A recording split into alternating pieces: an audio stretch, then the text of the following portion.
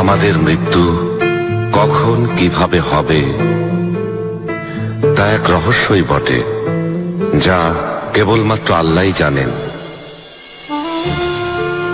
যে ঘরের সমস্ত জানালা খুলে দেওয়া হয়, সেখানে প্রতিদিন সূর্যের আলো প্রবেশ করে পুরো ঘরকে আলোকিত করে তোলে। কিন্তু যে ঘরের সমস্ত জানালা বন্ধ, সেখানে আলো না, থাকে শুধু অন্ধকার। ভাই, বন্ধু বা সহচরকে তার দোষ ত্রুটির কথা বলা যায়, কিন্তু মানুষের আত্মা শরীর ছেড়ে যাওয়ার পর তা অসম্ভব। মৃত্যুর পর আত্মা পবিত্র নূরের সাথে মিশে একাকার হয়, কায়ার বন্দিশালা থেকে মুক্তি পায়। মৃত ব্যক্তির গীবত তাই অনর্থক, ভুলে যেতে হয়, কারণ তখন সে এ পৃথিবীর ভালো মন্দের ঊর্ধ্বে চলে যায়।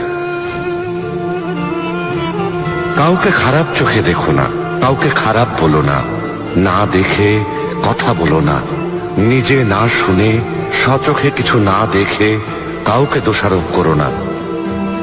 মানুষ সব সময় অন্যের দোষ খুঁজে বের করার চেষ্টা করে, খুঁজে বের করে, কিন্তু কিছুই আল্লাহর কাছে গোপন থাকে না।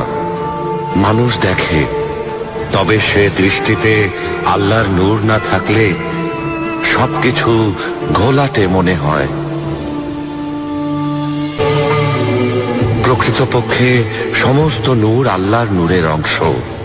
আমরা সবাই সেই পবিত্র নূরের অংশ, যা অবিনশ্বর। যে নূর চিরন্তন, সে আল্লাহর নূর। আমরা নশ্বর, ক্ষণিকের অতিথি, এ অস্তিত্ব নশ্বর, এ শরীর ক্ষণস্থায়ী।